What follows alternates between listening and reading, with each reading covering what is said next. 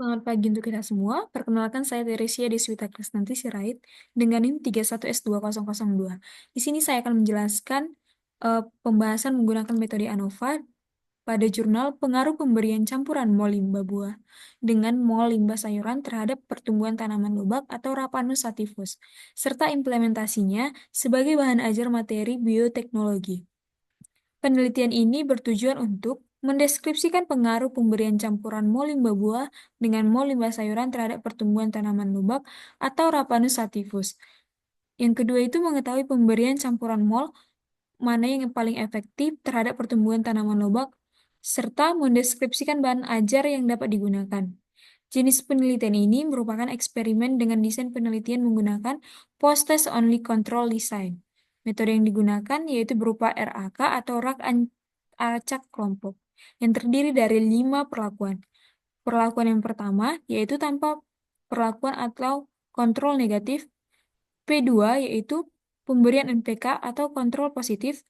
Yang ketiga itu merupakan perlakuan campuran mol perbandingan 1:3, dan perlakuan yang keempat itu merupakan perlakuan campuran mol perbandingan 1:1, dan perlakuan yang kelima itu perlakuan campuran mol perbandingan 3:1.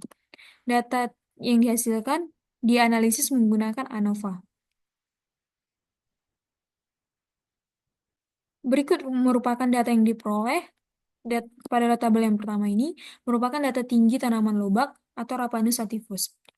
Dilakukan 5 kali pengulangan dengan rata-rata tinggi tanaman dalam satuan percobaan. Pada P1 rata jumlahnya itu 61,7, pada P2 jumlahnya itu 86,8, pada P3 jumlahnya itu 77,8, pada P4 jumlahnya itu 74,8, pada P5 jumlahnya itu 75,7. Dan rata-rata yang diperoleh yaitu 12,34 pada P1, pada P2 17,36, pada P3 15,56, dan pada P4 itu 14,6, dan pada P5 yaitu 15,14. Simpangan baku yang diperoleh pada P1 yaitu 2,63, simpangan baku pada P2 yaitu 1,99, simpangan baku pada P3 yaitu 1,09, dan simpangan baku pada P4 itu 2,22, simpangan baku yang diperoleh dari P5 yaitu 2,24. Selanjutnya, diperoleh data jumlah helaian daun loba atau Raphanus sativus.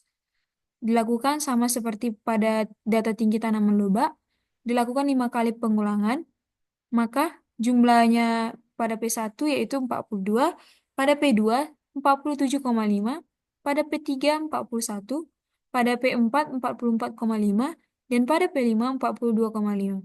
Rata-rata yang diperoleh pada P1 yaitu 88,4, pada P2 9,5, dan pada P3 sebesar 8,2, pada P4 8,9, dan P5 8,5. Simpangan bakunya yaitu 2,3, P2-nya 1,11, P3-nya itu 0,27, dan P4-nya itu 1,59, dan P5 1,11. Maka digunakan analisis ANOVA dengan menggunakan Excel seperti ini. Yang pertama dilakukan yaitu memasukkan data-data tersebut ke dalam Excel seperti ini. Kemudian kita mencari ANOVA-nya menggunakan data analyze dari sini. Terus ditekan single factor dan masukkan data yang ingin dianalisis.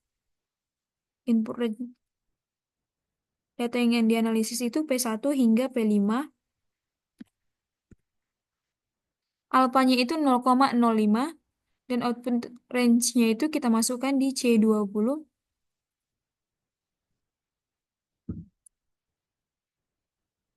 Output range-nya itu kita buat di sini yang terbaru. Maka kita oke-kan.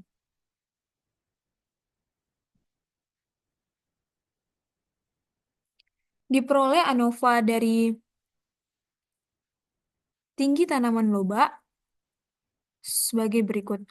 Between groups ini maksudnya itu merupakan hasil dari perhitungan si JKA ini. Maka diperoleh nilainya 64,77. within groups itu artinya dia itu mengikuti rumus yang JKG, maka hasilnya 88,4. Dan JKT ini merupakan penjumlahan dari JKA ditambah JKG atau seperti between groups ditambah within groups, maka hasilnya 153,17. DF ini merupakan degree of freedom, yang artinya derajat kebebasan, di mana rumusnya itu K dikurang 1, dan ini eh, K dikali N dikurang 1, dan yang ini penjumlahan dari atas ini. Selanjutnya yang ini merupakan MS dari between groups itu merupakan S1, S, SI kuadrat, dan yang ini S kuadrat. Maka diperoleh F hitungnya itu sebesar 3,66 dan P-value-nya itu 0,021437. Sedangkan F tabelnya itu 2,86. Dari hasil yang diperoleh, F hitungnya itu diperoleh lebih besar daripada F tabelnya. Maka diperoleh keputusan tolak H0. Tolak H0 yang berarti tidak ada pengaruh yang berbeda dari pemberian campuran mol limbah buah dengan mol limbah sayuran terhadap tinggi tanaman loba. Selanjutnya, kita akan menghitung ANOVA dari si data jumlah helaian daun loba atau Rapanus sativus. Sama seperti yang tadi langkah-langkahnya untuk mencari ANOVA-nya, maka diperoleh hasil ANOVA-nya sebagai berikut, yaitu F hitungnya diperoleh 0,63, sedangkan F tabelnya itu diperoleh 2,86. Sedangkan p-value yang dihasilkan 0,64.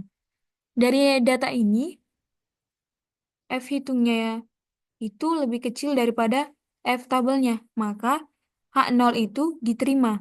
Yang artinya, jika H0 diterima, berarti ada pengaruh yang berbeda dari pemberian campuran mol limbah buah dengan mol limbah sayuran terhadap jumlah helaian daun loba atau Rapanus sativus sehingga tidak diperlukan uji secara berkelanjutan.